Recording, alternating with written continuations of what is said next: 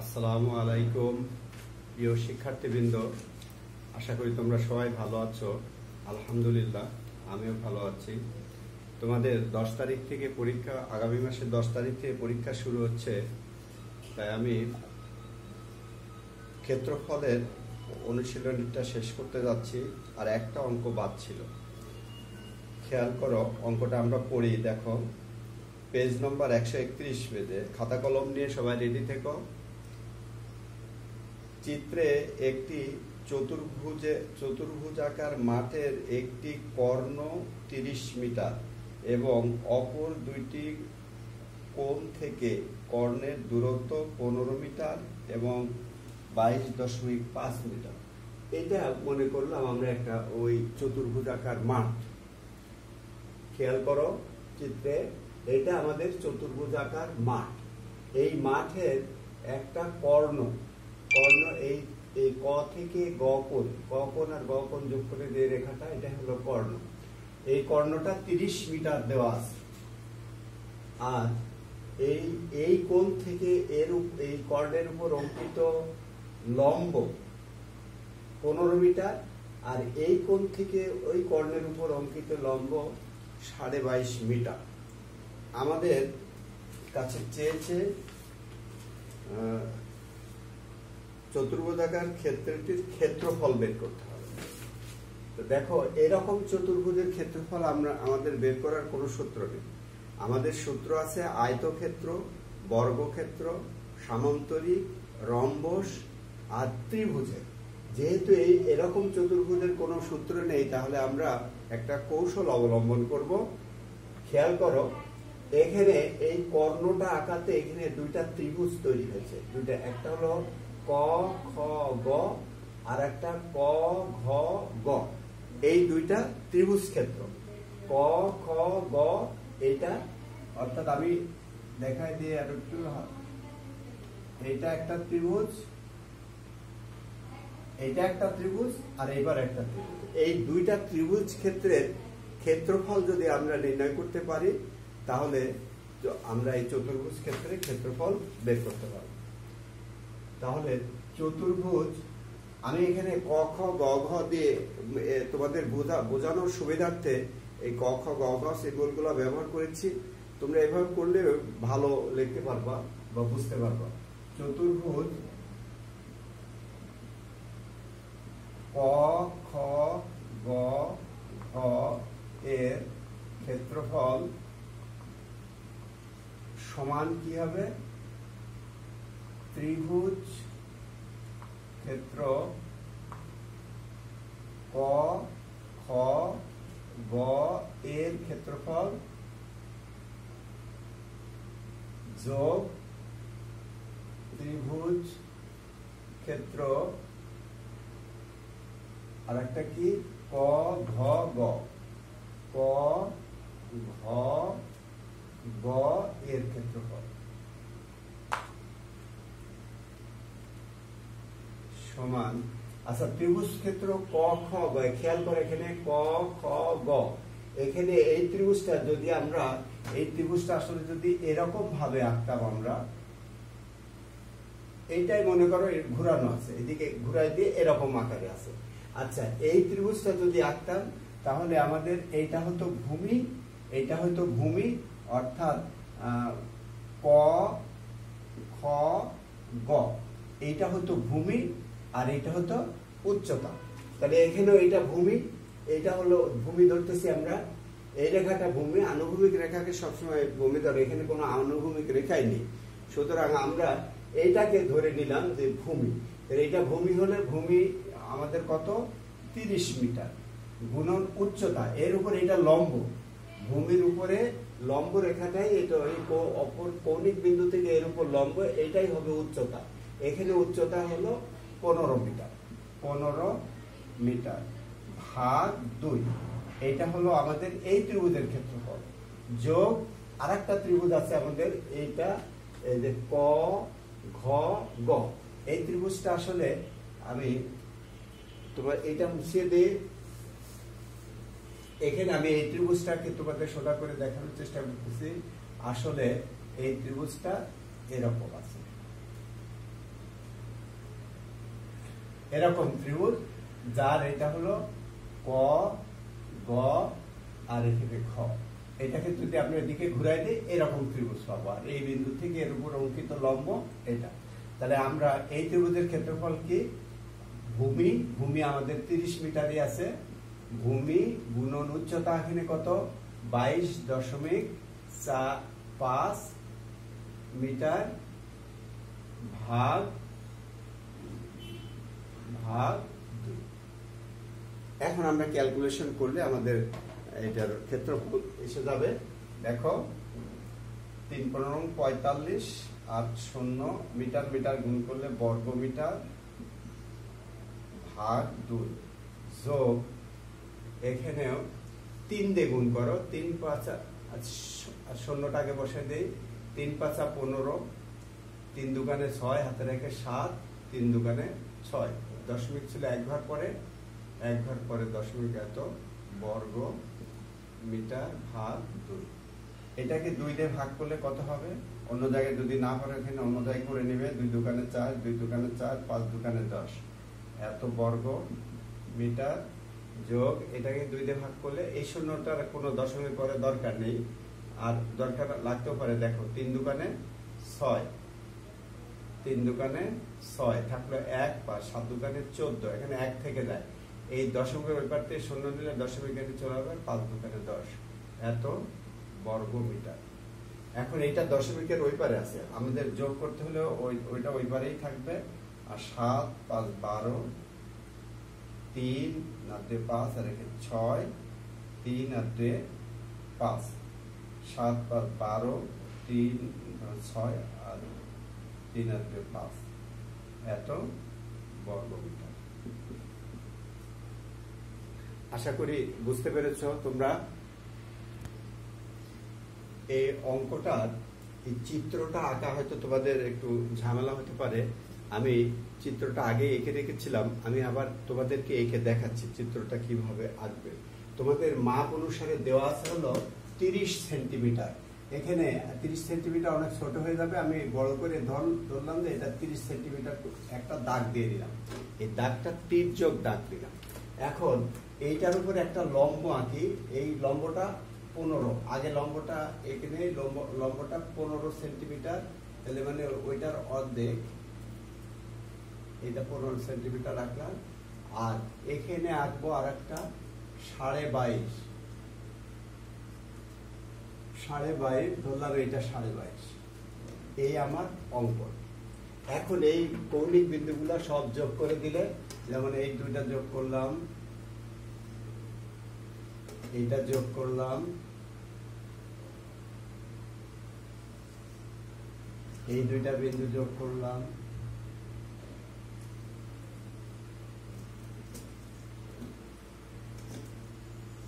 এই দুইটা বিন্দু যোগ করলাম, তাহলে আমরা চতুর্ভুজটা পেয়ে গেলাম। আমাদের ওখানে যেটা বলছে এখানে এটা হলো 30 সেন্টিমিটার, এই 30 মিটার, এটা আমাদের 15 মিটার, এটা 22.5 মিটার। এভাবে আমরা চিত্রটা আঁকার চেষ্টা করব।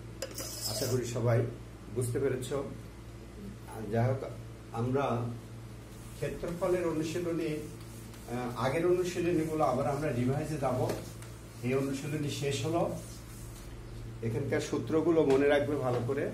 এটা শেষ হলো, আমি আবার তোমাদেরকে পিছন দিকে যাব। তার আগে আমি শতকরার এটা নিয়ে একটু আলোচনা করতে যাচ্ছি। শতকরা আগামী ক্লাসে পিছের দিক থেকে করবো। শতকরার অঙ্কগুলো আমরা সূত্রগুলো শিখেছিলাম, সূত্রগুলো করানো হয়েছে। এখানে কিছু অঙ্ক দেওয়া আছে, আমি অঙ্কগুলো থেকে করতেছি। দেখো পৃষ্ঠা নম্বর 99 পৃষ্ঠার 4 নম্বর অঙ্কটা দেখো। বার্ষিক 15% মুনাফায় কোনো ব্যাংক থেকে কিছু টাকা ঋণ নিয়ে 1 বছর পর, এখানে 1 বছর দেওয়া আছে, কোনোটা 5 বছর থাকতে পারে, কোনোটা 2 বছর, 3 বছরও থাকতে পারে, 1680 টাকা মুনাফা দেওয়া হলো। আসল কত ছিল? তার মানে কত টাকা ঋণ নেওয়া হয়েছিল। তাহলে এই অঙ্কটা আমি আগে করেছি, আবার করতেছি। এখানে মুনাফার হার কি কি দেওয়া আছে?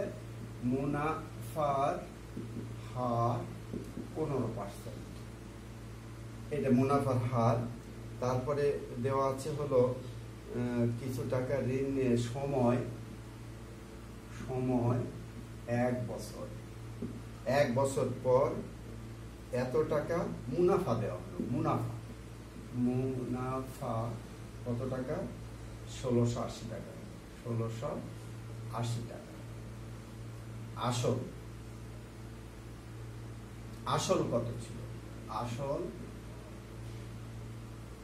সমান, আমরা সূত্র ব্যবহার করে অঙ্কটা করি। জানা আছে,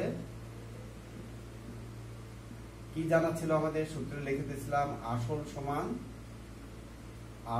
সমান মুনাফা গুণন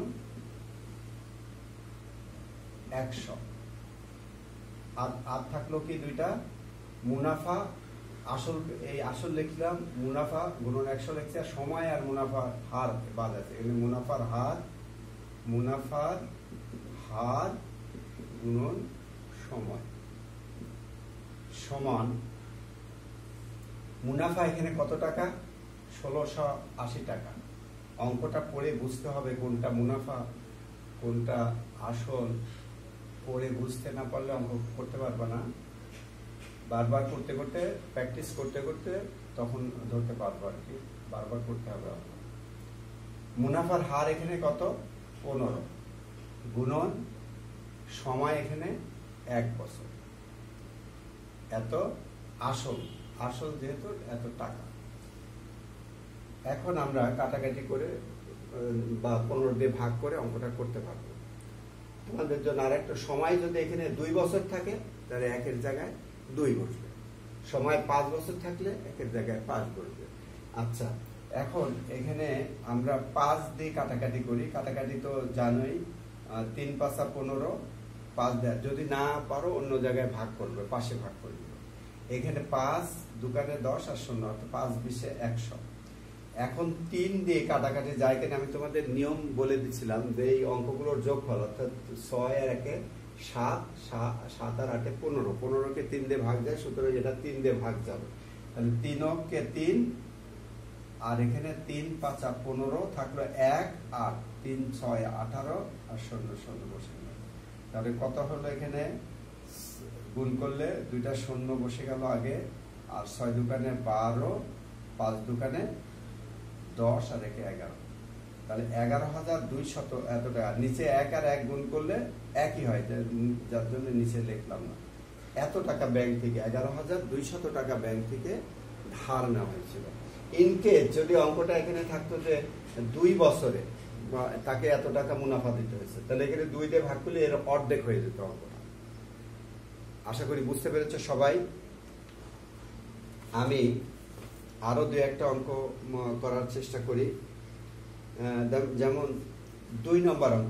এই অঙ্কটা থাকলে কিন্তু এইভাবে এর সাথে সৃজনশীল হিসাবে যদি দেওয়া থাকে অঙ্কগুলো,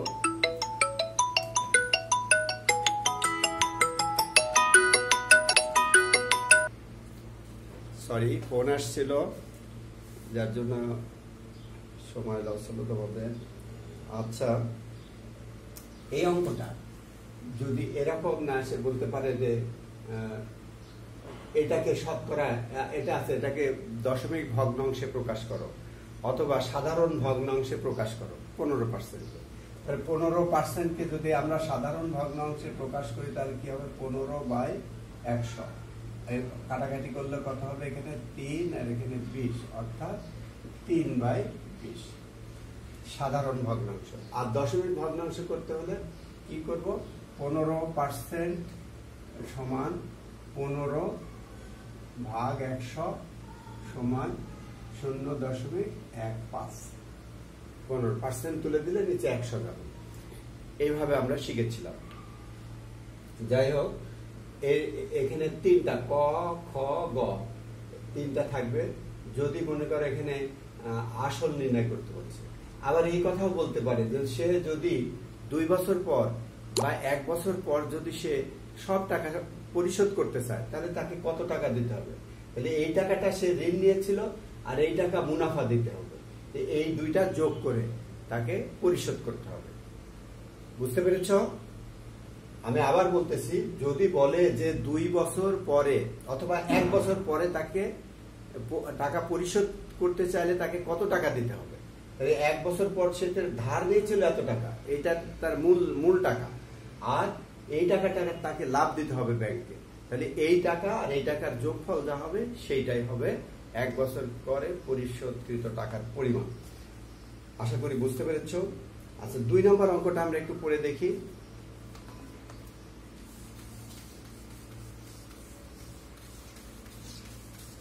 খেয়াল করো বন্ধুরা, এখানে কি লেখা আছে, রবিবার কোন বিদ্যালয়ে 80 জন শিক্ষার্থীর 30% অনুপস্থিত ছিল, ওই দিন উপস্থিত শিক্ষার্থীর সংখ্যা কত ছিল? আচ্ছা, এই অঙ্কটা এরকম আসতে পারে, যেমন মনে করো 30%, এটাকে শতকরায় প্রকাশ করো, অথবা সাধারণ ভগ্নাংশে লঘিষ্ঠ রূপে, অর্থাৎ কাটাকাটি করে লিখতে হবে, লঘিষ্ঠ রূপে প্রকাশ করো, এরকম থাকতে পারে। তারপরে বলতেছে 80 জনের মধ্যে 30% অনুপস্থিত ছিল, তাহলে অনুপস্থিত শিক্ষার্থী কত? এখানে যেহেতু অনুপস্থিত চাই নাই, যদিও আমরা খ নম্বরে দিলাম অনুপস্থিত কতজন ছিল, আবার ওই দিন উপস্থিত শিক্ষার্থীর সংখ্যা কত ছিল, তাহলে অনুপস্থিতটা বের করে নিয়ে আমরা বিয়োগ করলে উপস্থিত পেয়ে যাবে। আমি অঙ্কটা সৃজনশীল আকারে লিখি, এটা আসলে এখান থেকে প্রশ্ন, এটাই মূল প্রশ্ন, এটা 2 নম্বর অঙ্কটা মূল প্রশ্ন, 2 নম্বর তোমাদের বই থেকে। আর আমি প্রশ্নটা করলাম ক, 30% কে সাধারণ ভগ্নাংশে প্রকাশ করো। লঘিষ্ঠ আকারে চাইলে কাটাকাটি করে দিতে হবে। খ নম্বর, কত জন শিক্ষার্থী অনুপস্থিত ছিল?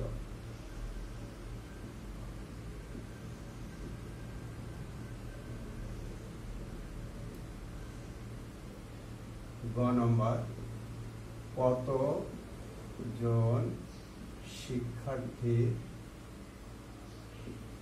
উপস্থিত ছিল?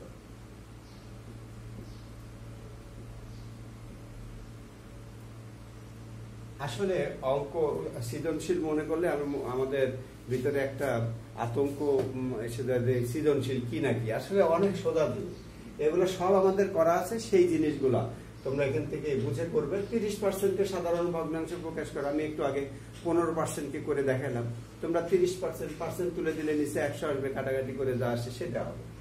কতজন শিক্ষার্থী অনুপস্থিত ছিল, তো অনুপস্থিত শিক্ষার্থীর সংখ্যা কি হবে, এটা খ নম্বর, অনুপস্থিত শিক্ষার্থীর সংখ্যা কত হবে, 80 এর 30%। আমি পরের লাইনে দেখি 80 গুণন 30/100, এই পার্সেন্ট তুলে দিলে দিচ্ছে 100 হবে। এই শূন্য কেটে গেল, থাকলো কত, 3 8 24, এত জন 80 জনের এত পার্সেন্ট আছে 30 জন। তা কতজন অনুপস্থিত ছিল, 30 জন অনুপস্থিত, 24 জন, সরি এখানে 3 8 24 জন অনুপস্থিত ছিল। তাহলে উপস্থিত কত ছিল, মোট শিক্ষার্থী আমাদের 80 জন, 80 জনের থেকে 24 জন বিয়োগ করলে উপস্থিত শিক্ষার্থী পেয়ে যাব। এই 2 নম্বর অঙ্কের এই 3টা প্রশ্ন তোমরা সমাধান করবে, এটাই তোমাদের বাড়ির কাজ থাকলো। আশা করি তোমরা পরীক্ষার জন্য প্রিপারেশন নিচ্ছ, প্রত্যেক দিন কিছু না কিছু অঙ্ক করবে, অন্যান্য সাবজেক্ট, প্রত্যেকটা সাবজেক্ট যেন প্রত্যেক দিন টাচ করা হয় সেদিকে খেয়াল রাখবা। সময় এই করে নিবে, ভাগ করে নিবে যে আমি 1 ঘন্টা, প্রত্যেকটা সাবজেক্ট যদি 1 ঘন্টা করে পড়ো প্রত্যেক দিন, তাহলে এই বই সম্পূর্ণ বই শেষ করতে খুব একটা বেশি দিন সময় লাগার কথা না। তারপরে তোমরা রিভাইজ দিবে, তোমাদের টেস্ট পেপারে অনেক অঙ্ক আছে, অনেক প্রশ্ন আছে, এই প্রশ্নগুলো সলভ করবে, তাহলে আমরা শিখতে পারবো। অনুশীলনের ভিতরে থাকতে হবে আমাদের, চেষ্টা করব সবাই আমরা। আজকের এই পর্যন্তই, আল্লাহ হাফেজ।